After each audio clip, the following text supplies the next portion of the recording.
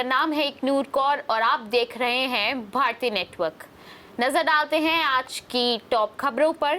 दिल्ली से दिल दहलाने वाली न्यूज आ रही है जिसको सुनकर आपके दिल दहल जाएगा और एक सवाल पूछने पर मजबूर हो जाएगा कि ऐसा क्यों होता है, क्यों मासूमों को शिकार बनाया जाता है। जिस तरह 10 नवंबर 2025 को शाम 6:52 PM red fort Lal Qila metro station के गेट नंबर 1 के पास सुभाष मार्ग ट्रैफिक सिग्नल पर रुकी एक slow moving Hyundai i20 car में एक हाई इंटेंसिटी एक्सप्लोजन हुआ, जिसके तुरंत बाद इमरजेंसी सर्विसेज का क्रिटिकल 15 मिनट रिस्पॉन्स शुरू हो गया। ये ब्लास्ट इतना जबरदस्त था कि आसपास की बिल्डिंग्स के विंडो पेन्स टूट गए और प्राइमरी कार के साथ टोटल 6 कार्स, 2 ई-रिक्शाज और एक ऑटो रिक्शा पूरी तरह से जल गए। लोकल्स और मॉर्चरी वर्कर्स ने बताया कि स्पॉट पर इंसानी बॉडी पार्ट्स और रिमेन्स बिखरे हुए थे, indicating the devastating nature of the explosion, जिसमें एटलीस्ट 13 लोगों की मौत हुई और 20 से ज्यादा जख्मी हुए।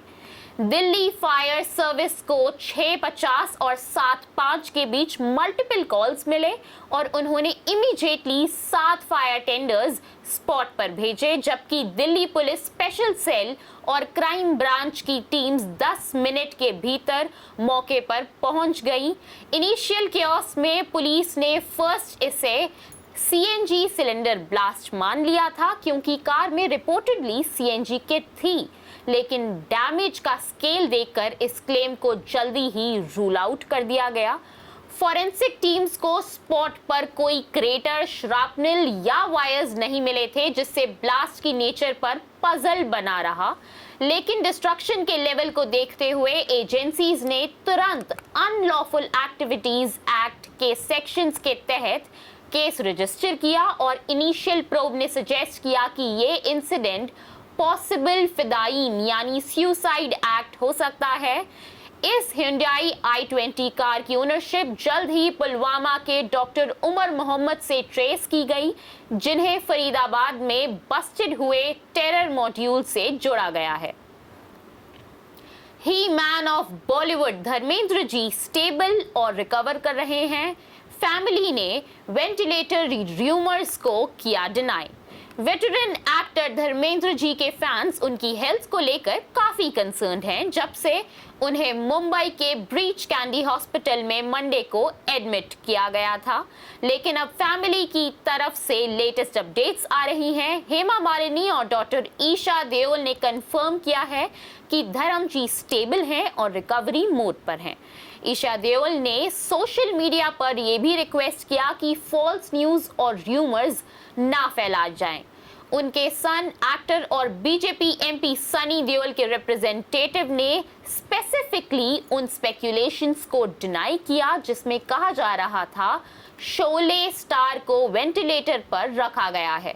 फैमिली मेंबर्स का कहना है कि धर्मेंद्र जी ट्रीटमेंट को रिस्पॉन्ड कर रहे हैं और उन्हें अंडर ऑब्जर्वेशन रखा गया है। धर्म पाजी की हेल्थ अपडेट्स लेने के लिए बॉलीवुड के बड़े सितारों का हॉस्पिटल आना जारी है।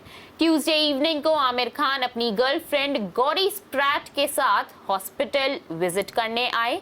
इसके पहले सलमान खान और शाहरुख खान सन आर्यन खान के साथ भी फैमिली से मिलने पहुंचे थे, जिनके साथ गोविंदा और अमीषा पटेल भी थे। उनके सन सनी देओल और बॉबी देओल, वाइफ हेमा मालिनी और नेफ्यू अभय देओल भी रेगुलरली हॉस्पिटल में देखे गए हैं। दिव्या दत्ता और शत्रुघ्न सिन्हा जैसी इंडस्ट्री पर्सनालिटीज ने भी उनकी स्पीडी रिकवरी के लिए प्रेयर्स की हैं। इस बीच ये उनकी हेल्थ सिचुएशन को देखते हुए जियो स्टूडियोज ने अपनी अपकमिंग फिल्म धुरंधर का ट्रेलर लॉन्च भी पोस्टपोन कर दिया है। बिहार असेंबली इलेक्शन 2025 ने सबका ध्यान अपनी तरफ खींच लिया है। इस बार 6 और 11 नवंबर को 2 फेजेस में वोटिंग हुई, जिसमें रिकॉर्ड 66.9% लोगों ने वोट दिया। बिहार के इतिहास का सबसे ज्यादा टर्नआउट, महिला मतदाताओं का पार्टिसिपेशन पुरुषों से भी ज्यादा रहा। एग्जिट पोल्स के मुताबिक एनडीए को बड़ी जीत मिलने का अंदेशा है। 130 से 160 सीट्स तक का अनुमान लगाया गया है, जबकि महागठबंधन को 70 से 100 सीट्स मिल सकती हैं। नीतीश कुमार और तेजस्वी यादव दोनों के लिए ये चुनाव काफी क्रूशियल है। एक तरफ सरकार बनाए रखने का चैलेंज तो दूसरी तरफ नए लीडरशिप का टेस्ट। ऑपोजिशन ने एग्जिट पोल्स पर सवाल उठाए हैं, कह रहे हैं असली तस्वीर 14 नवंबर को वोट काउंटिंग के बाद ही सामने आएगी। अगर एनडीए जीत गया तो इसका असर नेशनल पॉलिटिक्स पर भी दिखाई दे सकता है। अगली खबर दिल्ली पोल्यूशन पर गौर डालते हैं। दिल्ली का पोल्यूशन फिर से खतरनाक स्तर पर पहुंच गया है। AQI 400 के पार जा चुका है, जिसे सीवियर कैटेगरी माना जाता है। धुंध और स्मॉग के कारण विजिबिलिटी कम हो गई है और लोगों को सांस लेने में दिक्कत हो रही है। स्कूल कुछ दिनों के लिए बंद कर दिए गए हैं और कंस्ट्रक्शन एक्टिविटीज पर भी रिस्ट्रिक्शन लगाई गई है।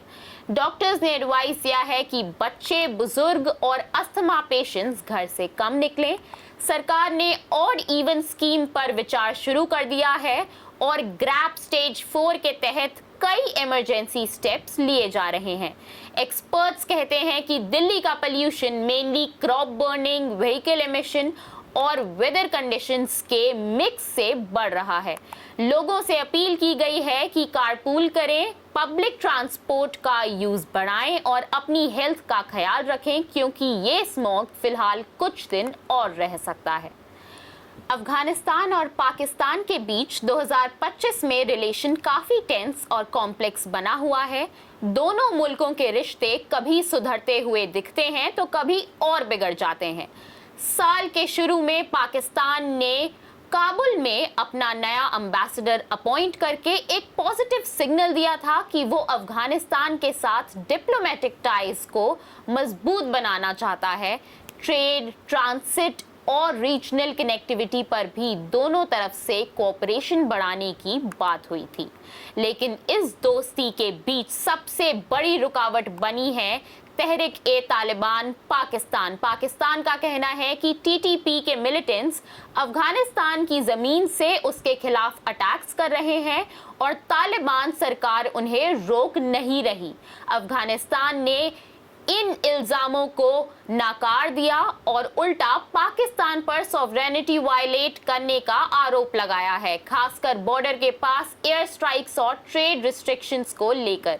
अक्टूबर 2025 में दोनों देशों के बीच कतर और टर्की के मीडिएशन से एक सीज फायर हुआ था, जब बॉर्डर पर काफी ज्यादा गोलीबारी और वायलेंस हुआ था, लेकिन ये सीज फायर अभी भी फ्रेजाइल माना जा रहा है।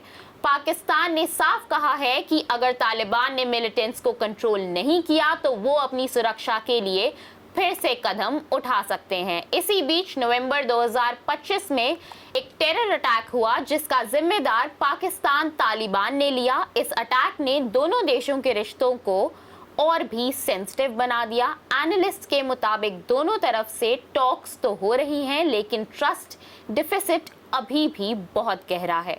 अभी हाल में एक्सपर्ट्स का कहना है कि अगर अफगानिस्तान सच में अपने मिलिटेंट्स पर एक्शन लेता है तो रिलेशन में थोड़ा स्टेबिलिटी आ सकता है, लेकिन अगर ऐसा नहीं हुआ तो 2026 में ये दोनों देश एक नए कॉन्फ्लिक्ट की तरफ बढ़ सकते हैं। फिलहाल दोनों तरफ डायलॉग और डिप्लोमेसी के जरिए पीस बनाए रखने की कोशिश जारी है, लेकिन ग्राउंड रियलिटी कुछ और ही कहानी कह रही है, जहां एक छोटी सी गोलीबारी भी दोनों के रिश्ते को हिला सकती है। तो आज के एपिसोड के लिए इतना ही। कल फिर मिलेंगे आपसे नई खबरों के साथ। तब तक के लिए भारती नेटवर्क को सब्सक्राइब करना ना भूलें। धन्यवाद।